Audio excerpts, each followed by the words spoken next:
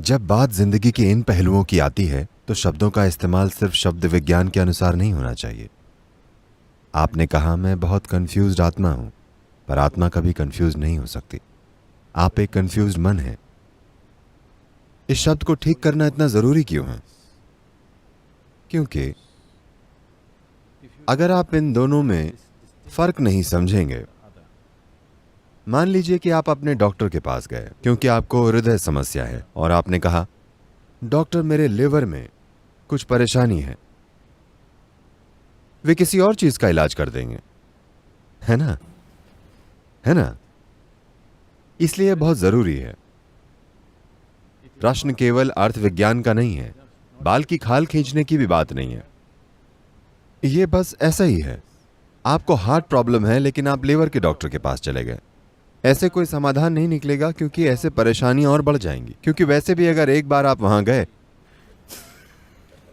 तो उसे लिवर की सर्जरी करनी ही पड़ेगी, चाहे आपको लिवर की समस्या हो या ना हो। यह उस बिजनेस का हिस्सा है, ठीक है? इसलिए यह बहुत महत्वपूर्ण है। आपकी आत्मा कंफ्यूज नहीं हो सकती। और पहली बात यह है कि आप आत्मा के बारे में बात मत ही कीजिए क्योंकि आपको इसका अनुभव ही नहीं हुआ है। और अगर आप उस बारे में बात करते हैं जिसका आपको अब तक अनुभव ही नहीं हुआ है, तो अगर कड़े शब्दों में कहें तो ये झूठ बोलने के बराबर है। इसलिए ये पहला काम है जो आपको करना चाहिए। आपको झूठ बोलना बंद कर देना चाहिए। जो आपके लिए सच नहीं है उसके बारे में बात ना करें। हो सकता है ये गीता में कहा गया हो या वेदों में लिखा गया हो और हर कोई इसके बारे में बात कर रहा हो, इससे कोई फर्क नहीं पड़ता। अगर वो आपके लिए सच नहीं है तो उसके बारे में बात ना करें। आपको आत्मा, स्वर्ग और भगवान के बारे में बात नहीं करनी चाहिए क्योंकि ये चीजें आपके लिए फिलहाल सच नहीं है। अगर आप इन चीजों के बारे में बात नहीं करेंगे तो आपके अंदर एक खास इच्छा पैदा होगी जो आपको वहां तक ले जाएगी। अगर आप उसके बारे में बात करेंगे तो आप गपशप से संतुष्ट हो जाएंगे। असली चीज आपके साथ कभी नहीं होगी। आपको गपशप से संतोष हो जाएगा। गपशप बहुत संतोष देती है, आप जानते ही हैं। हाँ, बहुत से लोग गप मारकर सच्चाई से बचते हैं। बहुत से लोग सिनेमा जाकर सच्चाई से बचते हैं। सिनेमा का मतलब है किसी की गपशप, है ना, किसी की कहानी। मैं इसके खिलाफ नहीं हूं, पर अगर आप इससे अपने जीवन को बेहतर बना रहे हैं तो ये ठीक है। लेकिन अगर आप इसका उपयोग अपने जीवन से बचने के लिए कर रहे हैं तो ये बड़ी समस्या है ना? और बहुत से लोग इसका उपयोग जीवन से बचने के लिए कर रहे हैं। वहां आपको कुछ करने की जरूरत नहीं है। बस एक अंधेरे कमरे में जाकर बैठ जाइए और एक बाल्टी पॉपकॉर्न खरीद लीजिए। कोई प्रेम करेगा, कोई लड़ेगा, कोई जिएगा, कोई सब कुछ करेगा। आपको बस पॉपकॉर्न खाना है और सब कुछ होता रहेगा। आप रो सकते हैं, आप हंस सकते हैं और खत्म होने पर बाहर आ सकते हैं। और वे आपको बताते भी हैं कि फिल्म खत्म हो गई। आजकल वो लोग दी एंड नहीं दिखाते। आपको खुद समझना होता है कि फिल्म पूरी हो गई। एक समय था जब वे लिख देते थे दी एंड, क्योंकि हो सकता है आपको समझना है और आप अगला शो देखने लगे। इसलिए खुद को धोखे में मत रखिए। खुद के लिए जो सबसे छोटी चीज आप कर सकते हैं वो यह है कि खुद से झूठ मत बोलिए। आप अगर दूसरों से झूठ बोलना बंद कर दें तो आपके आसपास का जीवन भी जबरदस्त तरीके से बदल जाएगा। लेकिन वो मैं आप पर छोड़ता हूं, ओके? वो आपका अपना डिसीजन है। लेकिन कम से कम इस एक व्यक्ति के साथ 100% सीधी बात करें, कोई बकवास ना करें। आपको ऐसा करना ही चाहिए क्योंकि ये व्यक्ति इसका अधिकारी है और कम से कम इसके लिए इतना करना आपका फर्ज बनता है। मुझे नहीं पता कि आप किस तरह की सामाजिक और अन्य परिस्थितियों में हैं। मुझे नहीं पता कि आप दूसरों से झूठ बोलना बंद कर सकते हैं या नहीं। अगर आप ऐसा कर पाएं तो आपके आसपास के जीवन में भी जबरदस्त सुधार आएंगे। अगर आप अपने आसपास ऐसा कर पाते हैं तो बढ़िया है, आप कोई अद्भुत चीज रच पाएंगे। अगर ऐसा नहीं हो पाया तो कम से कम इस एक व्यक्ति के साथ इस व्यक्ति को झूठ मत बोलिए। कम से कम इस एक व्यक्ति के साथ 100% सच्चे रहिए। ऐसा बस इसलिए हो रहा है क्योंकि एक समय में इस संस्कृति में एक जीवंत आध्यात्मिक वातावरण था। उस समय से अब तक यह बहुत कम हो गया है। वो जबरदस्त आध्यात्मिक ऊर्जा तो चली गई, लेकिन वो सारे शब्द आज भी मौजूद हैं। आप जहां भी जाते हैं लोग अंतरात्मा, आत्मा, परमात्मा की बातें करते हैं। शब्द अब भी आम भाषा और सामान्य वातावरण में चल रहे हैं, पर वो आग बुझ गई है। एक तरह से ये एक सकारात्मक प्रभाव भी हो सकता था, लेकिन ये एक नकारात्मक प्रभाव भी है, क्योंकि आप सबसे ऊंची चीजों के बारे में सांसारिक तरीके से बात कर रहे हैं। गपशप की तरह बातें करने से सारी ऊंची चीजें गायब हो जाएंगी। चाय की दुकान में लोग गीता के बारे में बात करते हैं। People will, you know, चाय की दुकान में कोई खराबी नहीं है, लेकिन उसमें पवित्रता और फोकस की कमी है। पवित्रता का मतलब ये नहीं है कि आप उसे ऊंचा मानने लगे। पवित्रता को इस अर्थ में समझें कि अगर आपको दूध में हाथ डालना है तो आपको अपने हाथ साफ करने होंगे, है ना, वरना दूध खराब हो जाएगा। ये भी वैसा ही है। किसी चीज में हाथ डालने से पहले थोड़ा ध्यान रखना पड़ता है, वरना आप एक कंफ्यूज्ड आत्मा बन जाएंगे, जो कि असंभव है। लेकिन आपको ऐसा लगता है कि यह सच है।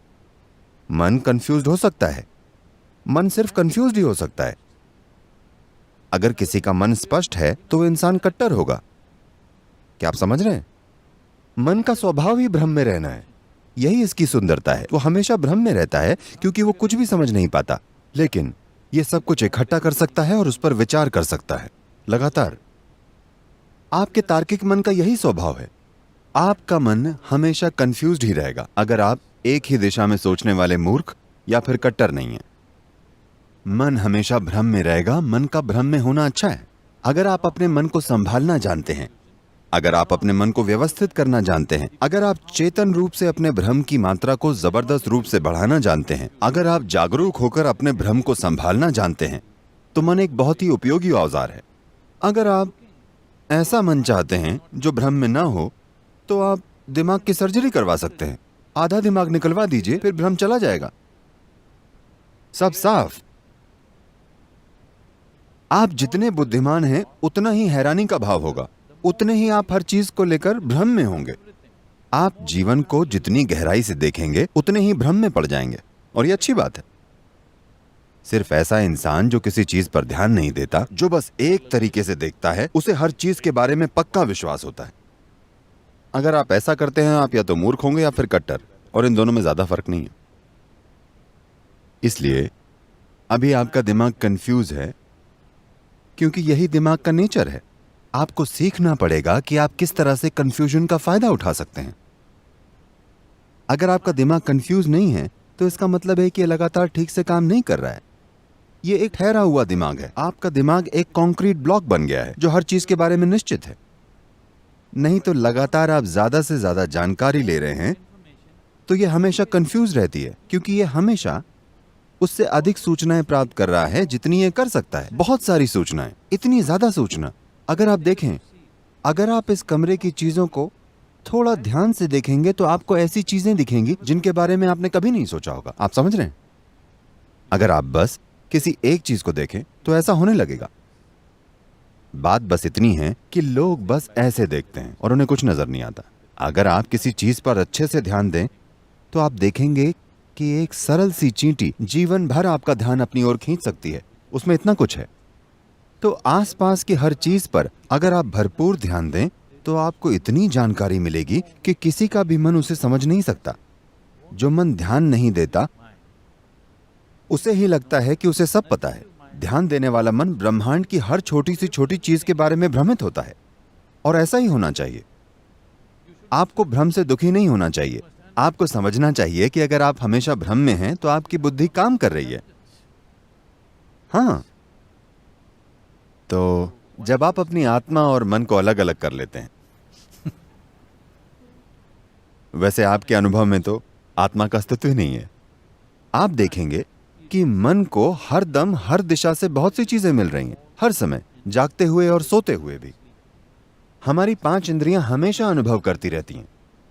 ज्यादातर लोग इस बारे में जागरूक नहीं होते, तो उनका जीवन ठहरा हुआ और बोरिंग बन जाता है। भ्रम होने का मतलब है कि संभावना बाकी है। अंतिम नतीजे का मतलब है मृत्यु। इसलिए अंतिम नतीजे पर पहुंचने की और भ्रम को दूर करने की कोशिश मत कीजिए। भ्रम अच्छा है, इस समय ऐसी चीजों की कल्पना मत कीजिए जो सत्य नहीं है। भ्रम इसलिए होता है क्योंकि आज तक कोई भी इंसान ब्रह्मांड या जीवन की प्रकृति को अपने मन में समझ नहीं पाया है। आप जीवन बन सकते हैं और जीवन को जान सकते हैं, लेकिन जीवन को कभी समझ नहीं सकते, कभी भी नहीं। आप जीवन को कभी समझ नहीं सकते, लेकिन अगर आप पूरी तरह से जीवन के एक अंश बन जाएं, तो आप जीवन को उसके असली रूप में जान जाएंगे। तो जीवन को जानने का एक ही तरीका है, खुद जीवन बन जाना। क्या आप जीवन हैं? आप आत्मा हैं या जीवन हैं? आप जीवन हैं या नहीं? आप हैं, तो वही बन जाएं। फिलहाल आप जीवन नहीं हैं। आप विचारों, भावनाओं, धारणाओं, राय और पूर्वाग्रहों का एक बंडल हैं। ये चीजें आपके अपने जीवन में ज्यादा शक्तिशाली हैं, है ना? हाँ या ना? आपकी जीवंतता से ज्यादा जगह आपके विचार और भावनाओं ने घेरी हुई है। इसलिए आप खुद को जीवन के एक टुकड़े के रूप में अनुभव नहीं कर रहे हैं। आप खुद को विचारों और भावनाओं और अलग अलग चीजों के ढेर के रूप में महसूस कर रहे हैं। आपका बहुत गलत है। आप जिंदा हैं, इसलिए सोचना संभव है। क्या आप समझ रहे हैं? आपके सोचने की वजह से आपका अस्तित्व नहीं है। आप जिंदा हैं, इसलिए आप चाहें तो सोच भी सकते हैं। लेकिन फिलहाल विचार प्रक्रिया ने इतना विवश कर दिया है कि लोगों को लगता है कि वो जीवन से भी ऊपर है। ऐसा नहीं है। जीवन से पहले आपके विचारों का अस्तित्व नहीं हो सकता। आप जीवित हैं, इसलिए आप सोच सकते हैं। विचार, अगर किसी के विचार किसी एक चीज पर टिके हुए हैं और उसे किसी और चीज की परवाह नहीं रहती, तो ऐसे इंसान की विचार प्रक्रिया अस्त व्यस्त नहीं होती। वो अपने विचार की वजह से मुक्त होता है। अस्त व्यस्त विचार प्रक्रिया आपकी रक्षा नहीं कर सकती। पर अगर आपका विचार सिर्फ एक ही चीज से जुड़ा हुआ है, तो ऐसा केंद्रित विचार, ऐसा विचार आपको बहुत सारी सुरक्षा, लक्ष्य और काबिलियत दे सकता है। वो एक अलग बात है। लेकिन फिलहाल आप उस स्थिति में नहीं हैं, तो एक सरल साधन का उपयोग करना अच्छा होगा। इस बात की चिंता ना करें कि कोई आप पर प्रभाव डाल सकता है। आपको यह समझने की जरूरत है, अगर आप खुद की रक्षा करते हैं तो खुशहाली से भी दूर होंगे। समझे आप? तो बचाव ऐसा होना चाहिए कि जिन चीजों की आपको जरूरत नहीं है, सिर्फ वो चीजें आपसे दूर रहें। आपको फिल्टर की जरूरत है, दीवार की नहीं, है ना? अगर हम आपके चारों तरफ एक दीवार बना दें, तो यह आपको जीवन से ही बचा लेगी। बहुत सारे लोग यही कर रहे हैं। वे अपने आप को मौत और खतरे से बचाना चाहते हैं, लेकिन वे खुद को जीवन से ही बचा लेते हैं। वे इतने सुरक्षित होते हैं कि जीवन भी उन्हें नहीं छूता। वे इतने सुरक्षित हैं। ऐसे न बने। जीवन को आपको छूना चाहिए। यहां तक कि अगर जीवन आपका दम घोंटने लगे, तब भी वो जीवन से अछूते रहने से बेहतर होगा। धन्यवाद।